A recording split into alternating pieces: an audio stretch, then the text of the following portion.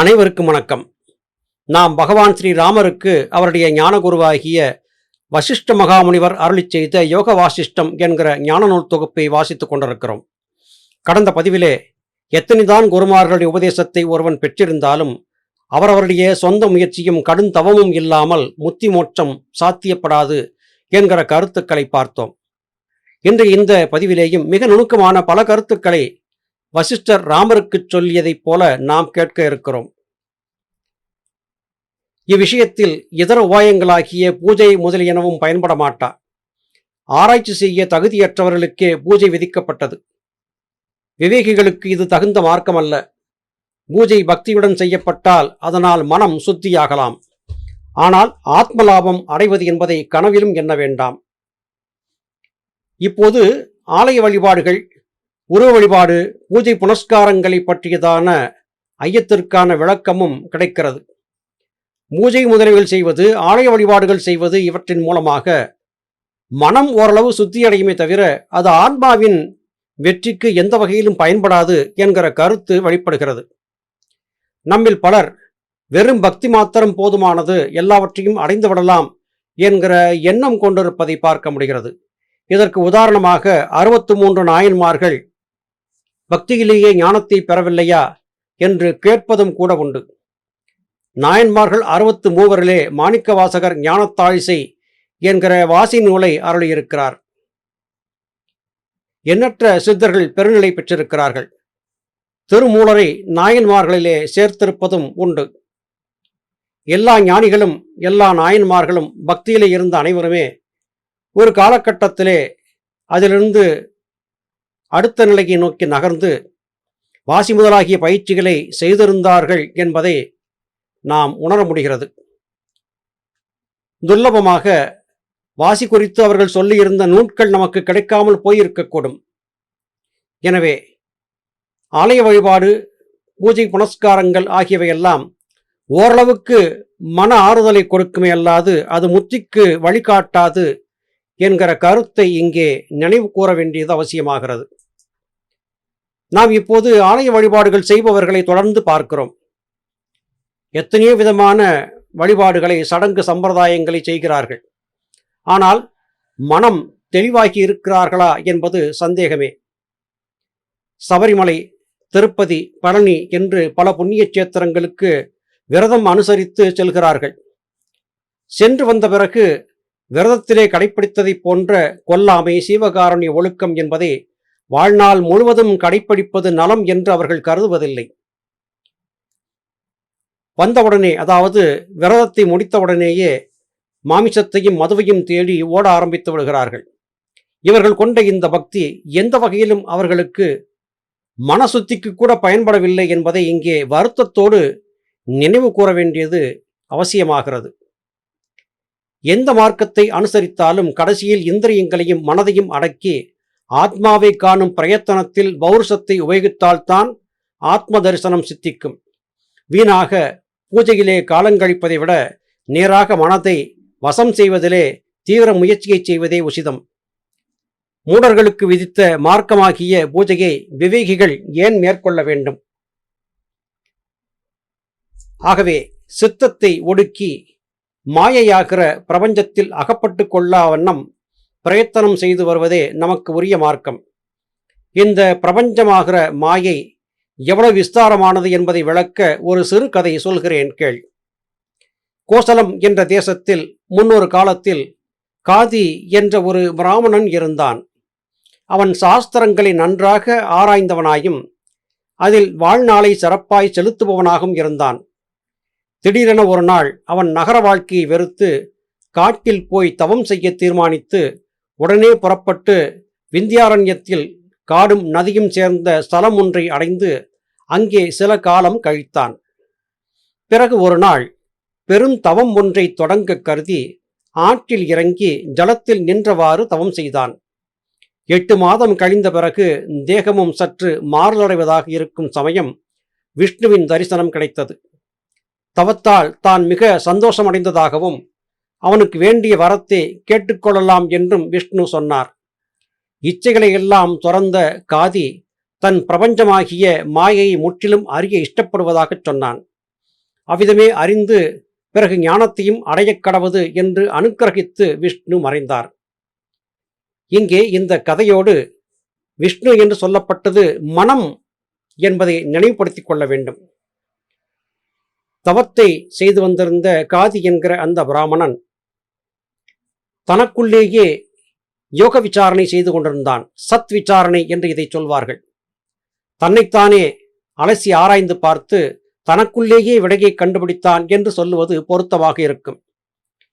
இதை மற்றவர்கள் புரியும்படியாக சொல்ல வேண்டும் என்பதற்காக விஷ்ணுவை நோக்கி தவம் செய்தான், விஷ்ணு வந்து வரம் கொடுத்தார் என்பதாக சொல்லப்படுகிறது. உண்மையிலேயே அவனுடைய வினாக்களுக்கான விடை அவனுக்குள்ளேயே தோன்றியது. இது எப்படி சாத்தியம் என்பது நம்மில் பலருக்கும் ஏற்படக்கூடியதுதான். ஒரு காலத்திலே பறவைகளை பார்த்து நாமும் பறக்க முடியுமா என்று ஏங்கியிருந்தவர்கள் இன்று விமானத்திலே பறந்து கொண்டிருக்கிறார்கள். மனிதனுடைய ஆசைகள், தேடுதல்கள் அவர்களுக்கான பதிலை அவர்களுக்குள்ளேயே இருந்து கொடுக்கிறது. விமானத்தை கண்டுபிடித்தவர்கள் இதற்கான சூத்திரத்தை அல்லது இதற்கான தொழில்நுட்பத்தை வேறு ஏதோ அண்டங்களிலிருந்து வந்த ஏலியன்களின் மூலமாக பெறவில்லை. தாங்கள் சிந்தித்து, தாங்கள் செயல்பட்டு, தாங்களே உருவாக்கினார்கள். அப்படியென்றால் தங்களுக்குள்ளே இருந்து சிந்தித்தல் என்கிற காரியத்தை செய்தது எது? மனம். மனம் என்பது மகத்தான சக்தி. இது காரணமாகவே ஞானபிதா சுவாமி சிவானந்த பரமஹம்சர் அவர்கள் அடங்கிய மனமே சத்குரு என்று குறிப்பிட்டார்கள். குரு நம்முடைய அனைத்து விதமான ஐயங்களுக்கும் பதில் சொல்லத்தக்கவராக இருக்கிறார்.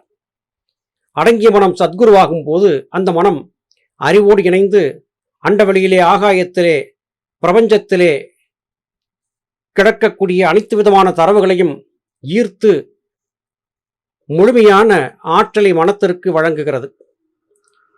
இங்கே காதி என்கிற பிராமணன் ஞானத்தை தெரிந்து கொண்டான் என்றால் அதற்கு காரணம் அவனுடைய மனமே விஷ்ணுவாக இருந்தது. தன் மனதிடமே கேள்வியை கேட்டான்.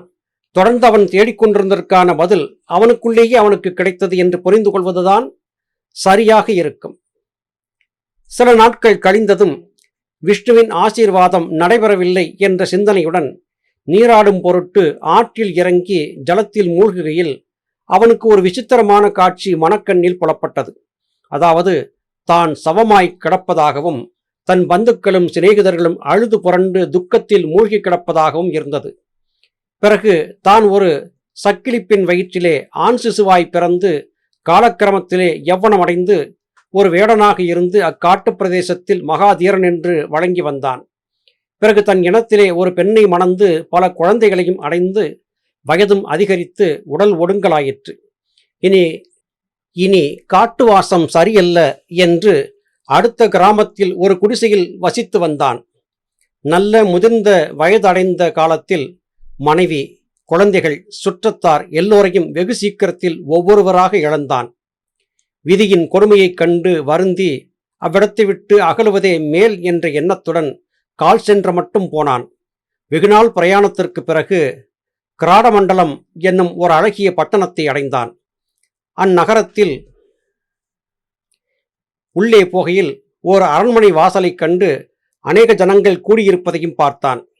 இக்கூட்டத்திற்கு காரணம் என்ன என்று விசாரிக்க அவ்வூர் அரசன் சந்ததி இல்லாமல் இறந்ததாகவும் தேச வழக்கப்படி யானையிடம் மாலை கொடுத்து புதிய அரசனை நியமிக்க வேண்டியிருப்பதாகவும் கேள்விப்பட்டான். அதற்கேற்றபடி ஒரு யானை மாலையுடன் தயாராக இருப்பதையும் கண்டான். இந்த யானையை சற்று உற்று பார்த்த வண்ணம் நிற்கையில் திடீரென மாலை இவன் கழுத்தில் விழுந்தது. மேலும் தும்பிக்கையால் பிடிபட்டு யானை முதுகின் மேல் உட்கார வைக்கப்பட்டான். உடனே அந்த ஜனங்கள் கரகோஷத்துடன் அவனை ராஜாவாக அங்கீகரித்து சிம்மாசனத்தில் அமர்த்தி பட்டாபிஷேகம் செய்தனர். இப்படி 8 வருஷ காலம் காவலன் என்ற நாமத்துடன் ராஜ்ய பரிபாலனம் செய்த பிறகு ஒரு நாள் தன் அரண்மனை வாசற்புறம் கால்நடையாக போய்க் கொண்டிருக்கையில் ஒரு சக்கிலியன் எதிரிலே வந்து, "ஓ கடஞ்சா, என் சுற்றத்தானே, நீ இங்குதான் இருக்கிறாயா? ராஜாங்கத்தில் வேலை செய்கிறாயா?" என்று கேட்டான். அதற்கு அவன் ஒன்றும் பதில் சொல்லாதவனாய் மனக்கலக்கத்தோடு அரண்மனைக்கு திரும்பினான். அரண்மனை வாசிகள் சிலர் இதை கவனித்து விட்டதால் மந்திரிகள், இதர கணவான்கள் எல்லோருக்கும் இச்செய்தி தெரிய வந்தது. இவ்வளவு காலம் தாங்கள் ஒரு சண்டாளனை ராஜாவாக அடைந்ததை பற்றி மிக விசனித்து இந்த பாவத்தை தொலைக்க அக்னி பிரவேசம் செய்தால் தான் தீரும் என்று தீர்மானித்து அவ்வாறே எல்லோரும் அக்னிக்கு எரியானார்கள். ராஜா இந்த விபரீத செயலைக் கண்டு மிகவும் வருந்தி, பொதுஜனங்கள் அழிந்த பிறகு தான் மாத்திரம் ஜீவிப்பதில் என்ன பயன் என்று தானும் அக்னி குண்டத்தில் வீழ்ந்தான். அதே க்ஷணம் தண்ணீரில் அமர்ந்த காதியானவன் பூர்வ பிரக்ஞை அடைந்தான். கண் விழித்ததும் கொஞ்ச நேரம் புத்தி சுவாதீனம் இல்லாதவன் போல் இருந்தான். கள் குடித்தவன் போல் போதை தெளிந்ததும் இருப்பதைப் போல அல்லது மயக்கத்திலும் தெளிந்து எழுந்தவன் போல இருந்தான். தன்னை சுற்றி பார்த்து பழைய ஞாபகம் முற்றிலும் வந்த பிறகு தான் கண்டது கனவு என்று தீர்மானித்துக் கொண்டான். ஆனால் வெகு சொல்ப நேரத்தில் எவ்வளவு நீண்ட காலத்து அனுபவம் ஏற்பட்டது என்பதை நினைக்க வெகு ஆச்சரியமாக இருந்தது. இது ஜகத்தின் மாயை என்று அறிந்து கொண்டு விவேகமும் அடைந்து காலம் கழித்து வந்தான். சில தினங்களுக்கு பிறகு பிராமணன் ஒருவன் அதிதியாக இவனை நாடி வந்தான். அவனுக்கு வேண்டிய உபச்சாரங்களை செய்து போதனமிட்டு பல விஷயங்களை பற்றி அவனுடன் பேசி பொழுதை கழித்தான். இரவில் இருவரும் படுத்தபடியே பேசிக் கொண்டிருக்கையில் காதி எதேச்சியாக அதிதியை நோக்கி ஏன் அவனுடைய தேகம் மிகவும் சீணித்திருக்கிறது என்று கேட்டான். அதற்கு பிராமணன் தான் பிராயச்சித்தம் செய்து கொள்ளும் பொருட்டு பிரயாகை போயிருந்ததாகவும் அங்கே 2 பட்சம் சாந்திராயன விரதம் இருந்ததாகவும் அதனால் உடம்பு மெலிந்தது என்றும் சொன்னான். இந்த விரதங்களை ஏற்றுக்கொண்டதன் காரணம் தான் 1 மாத காலம் கிராடா தேசத்திலே வாசம் செய்த பொழுது அத்தேசத்துக்காரன் 8 வருஷ காலம் அரசாட்சி செய்து வந்த பின்னர் சண்டாள வம்சத்தைச் சேர்ந்தவனாக ஜனங்களுக்கு தெரிய வந்தது. எல்லோரும் அதனால் ஏற்பட்ட பாவத்தை தொலைக்க அக்னிகுண்டம் பிரவேசித்தார்கள். அரசனும் அவ்வாறே செய்தான். ஆகையால் தானும் பிராயச்சித்தம் செய்து கொள்ள நேரிட்டது என்று அந்த பிராமணன் சொன்னான். இங்கே இந்த கதை நாம் ஏற்கனவே கேட்ட ஒரு கதையை அப்படியே ஒத்து இருக்கிறது. ஒரு மனிதன் தன் மனதிலே எந்தவிதமான எண்ணங்களை கொண்டிருக்கிறானோ அந்த எண்ணங்களே கர்மவினைகளாக அவனுடைய ஆன்மாவை பற்றி கொண்டு விடுகின்றன. தண்ணீரிலே மூழ்கி எழுந்த சில வினாடி நேரத்திற்குள்ளாக ஒரு வாழ்க்கையை வாழ்ந்து முடித்து விட்டான் அந்த காதி என்கிற பிராமணன். ஆனால் அவன் வாழ்ந்து முடித்ததாக சொல்லிய அந்த நிலையிலே மற்றொரு இடத்திலே ஒருவர் வாழ்ந்திருந்து இறந்ததை பற்றி மற்றொருவர் சொல்லியும் இங்கே கேள்விப்படுகிறான். இந்த இரண்டையும் எவ்வாறு பொருத்தி பார்ப்பது? நிச்சயமாக நமக்கு குழப்பம் ஏற்படத்தான் செய்யும். ஒன்று, இவன் ஞான திருஷ்டியால் இப்படிப்பட்ட ஒருவன் வாழ்ந்திருந்த வாழ்க்கையை அருகிருந்து கண்டிருக்க வேண்டும்.